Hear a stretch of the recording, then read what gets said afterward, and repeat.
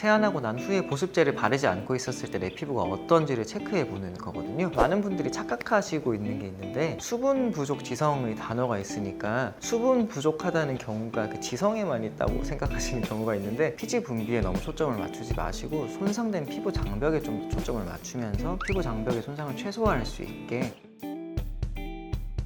저는 추천을 드리고요. 하지만 이렇게 화장품 가지고 관리가 쉬웠다면 사실 수분 부족 지성이라는 피부 단어가 필요가 없었겠죠. 피부 장벽에 손상을 주기 때문에 이런 제품들은 절대 사용하지 않는 것을 권해드립니다.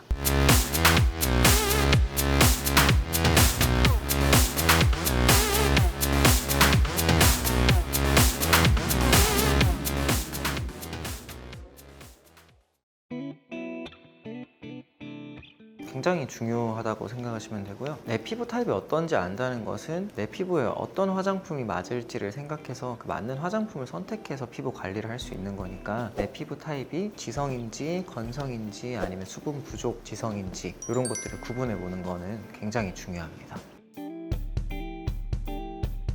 피부 타입 같은 경우는 사실 여러 가지 기준이 있는데, 피부가 건성인지 지성인지 아니면 내 피부가 민감성인지 저항성인지 색소가 잘 올라오는지 주름이 잘 생기는지 다양한 기준들이 있는데, 그 기준들에서 피부가 건성인지 지성인지에 초점을 오늘 맞춰볼 건데요. 그 중에서는 당연히 건성 피부가 있을 것이고, 아니면 우리가 중성이라고 부르죠. 피부가 건조하지도 않고 기름 분비가 많지도 않은 그런 피부도 있을 것이고, 지성 피부, 피지 분비량이 많은 그런 피부가 있을 거고요. 그리고 복합성 이라고 또 하죠. T존이나 U존에만 피지 분비량이 많고 다른 곳들은 피지 분비가 많이 없는 그런 피부도 있을 것이고요. 지성 피부들 중에서도 피부에 속 건조가 있는 경우가 있거든요. 요즘 수분 부족 지성이라고 해가지고 수부지라고 부르기도 하는데, 그런 피부 타입도 존재를 합니다.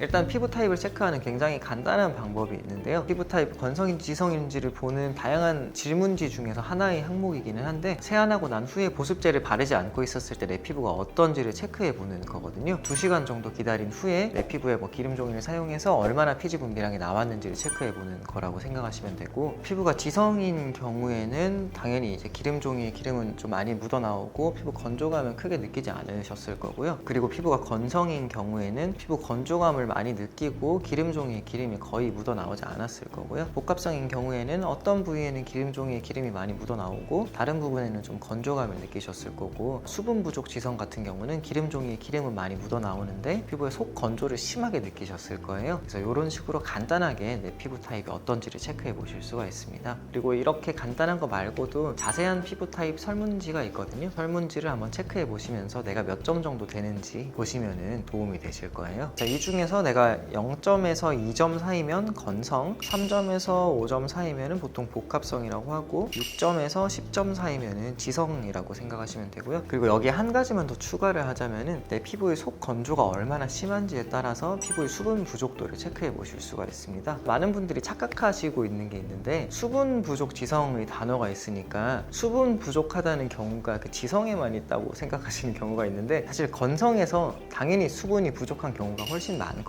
피부 장벽을 이루는 중요한 요소 중에 하나가 우리 피부의 피지인데, 피지가 많이 없기 때문에 피부에 있는 수분은 밖으로 잘 날아가게 되고, 그것 때문에 건조감을 당연히 심하게 느끼는 거고요. 하지만 특이하게 피부에 피지 분비량이 많은데도 속 건조가 심하신 분들이 있어서 그거를 이제 수분 부족 지성이라고 따로 이름을 붙인 거라고 생각하시면 됩니다.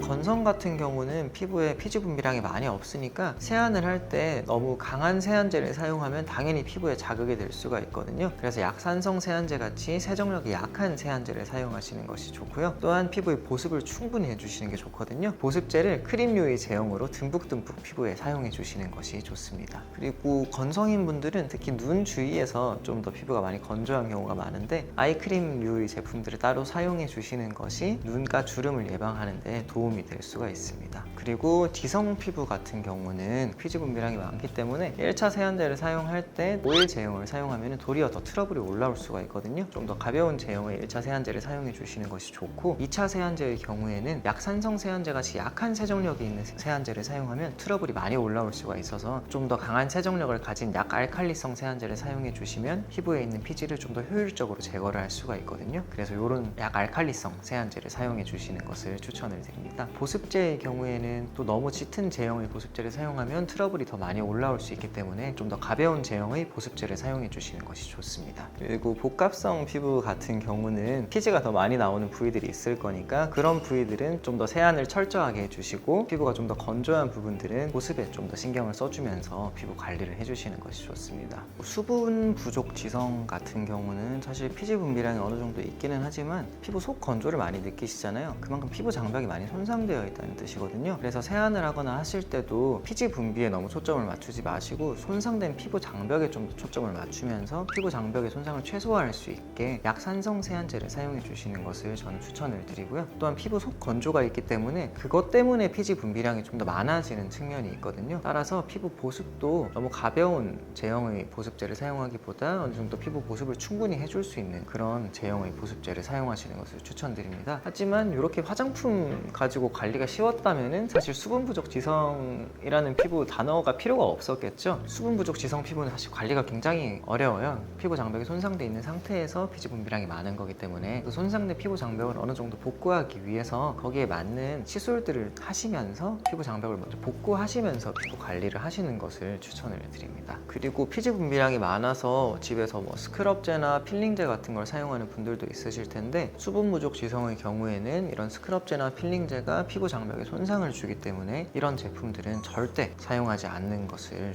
권해드립니다.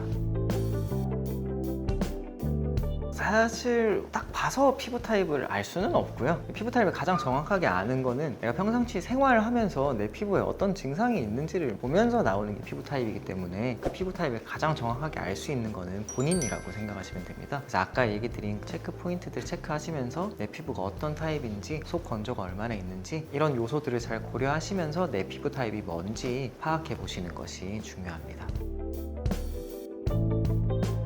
전혀 그렇지 않고 사실 피부 타입도 계속 변할 수가 있거든요. 특히 시간이 지나면서 피부에 좀 피지 분비량이 많아질 수도 있고, 내 피부 원래 뭐 지성이었는데 피부 장벽이 손상이 되면서 수분 부족 지성의 피부가 될 수도 있고요. 피부 타입은 내 피부의 상태에 따라서 계속 변할 수 있다고 생각하시면 좋습니다. 또 우리 피부가 나이가 들다 보면은 점점 또 건조해지는 경향이 있거든요. 나이에 따라서 피부 타입이 바뀌기도 하고 피부 타입은 계속 변화할 수 있습니다. 그래서 그 변화하는 피부 타입에 맞춰서 내 피부 관리법도 계속 변화를 해야 되고요. 오늘은 내 피부가 지성인지 건성인지 복합성인지 수분 부족 지성인지 다양한 피부 타입과 피부 타입일 때 관리법에 대해서 알아봤는데요. 이 영상이 내 피부를 관리하는 데 도움이 되셨길 바라면서 영상은 여기까지 마치도록 하겠습니다. 도움이 되셨다면 아래에 있는 좋아요 버튼 꼭 눌러주시면 감사합니다.